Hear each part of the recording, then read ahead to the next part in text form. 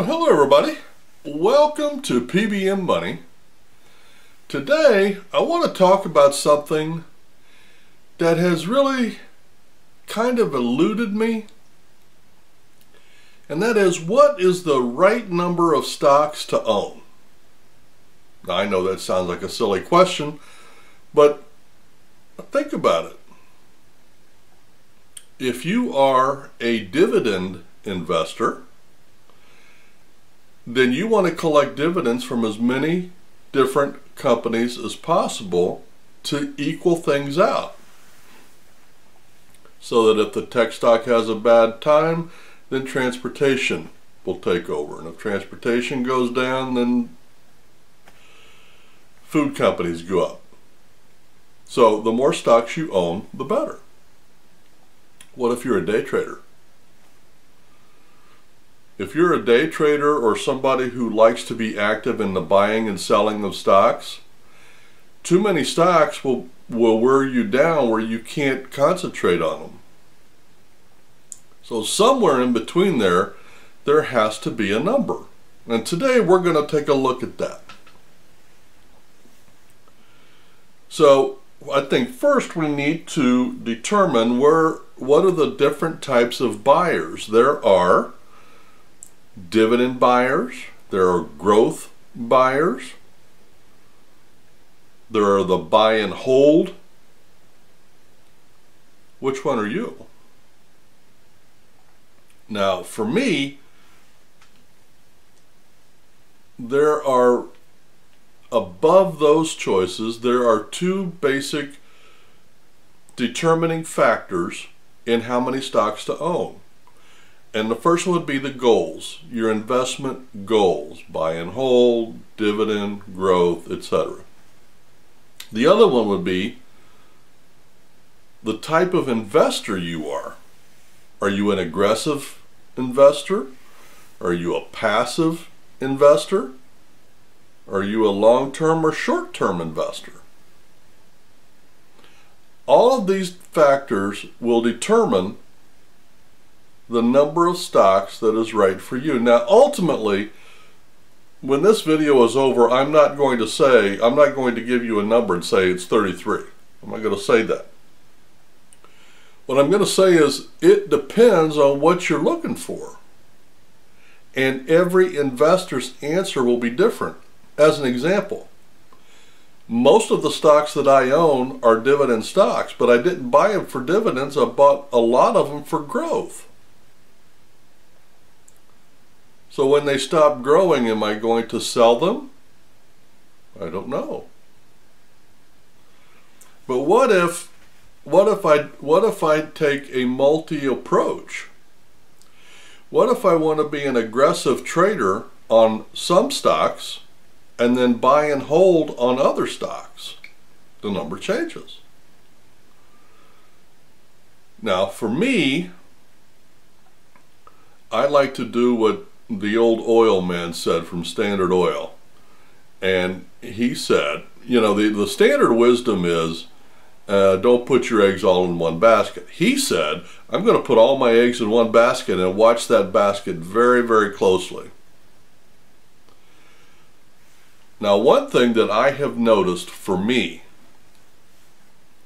is every month when I dollar cost average in the market, and every month I go in, I check the last month history on price for each stock I own to see if I should buy the dip. Because if I buy the dip, that saves me having to research more stocks.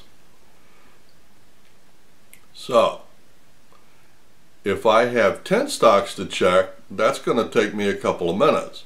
If I have 100 stocks to check, that's going to take me a day or so. You see the point here? But what if I decided I'm just going to buy it, I'm going to hold it, I'm going to forget about it?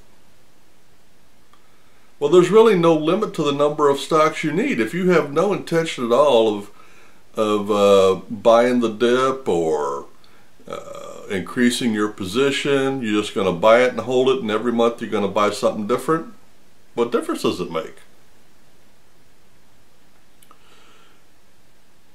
So as a general rule, the buy and hold is unlimited. The dividend number is unlimited. The growth stock, however,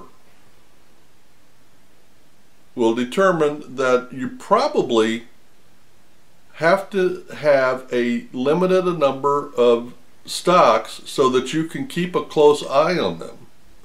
Because if you're in the market to grow and the growth stocks stop growing, then you need to get rid of them and buy more, and you won't know that unless you check them, and you can't check them if you've got unlimited. Now, when it comes to the type of investor you are, your personality in the market, if you're going to be an aggressive trader, buy and sell, if you're going to be that person, then you probably don't need a lot of stocks. You know, if you're going to do that on a daily basis, I would guess 10 stocks is probably plenty. You just increase your position and change your position in different stocks.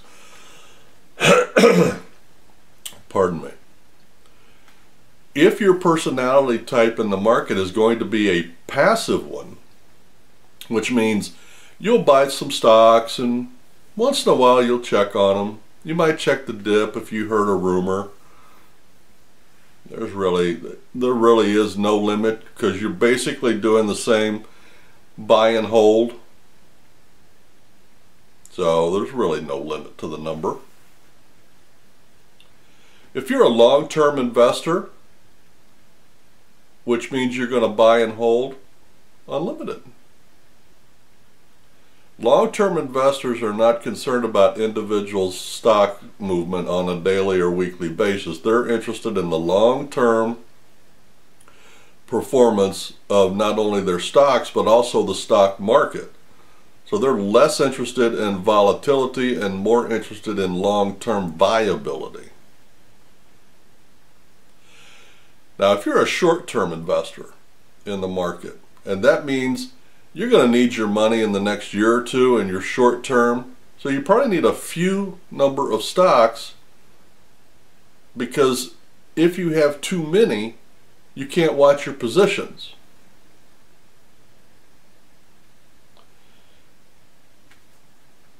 My conclusion when I was thinking about this is there is no right number.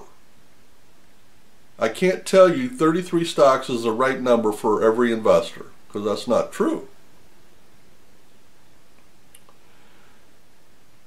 It really depends on a combination of the type of stocks you're investing in, the reason you are investing, and your personality type in the market.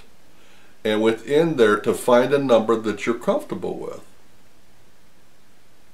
And that is the right number of stocks for you to own when you're in the market. That's about all I wanted to say. You guys have a great week and happy investing.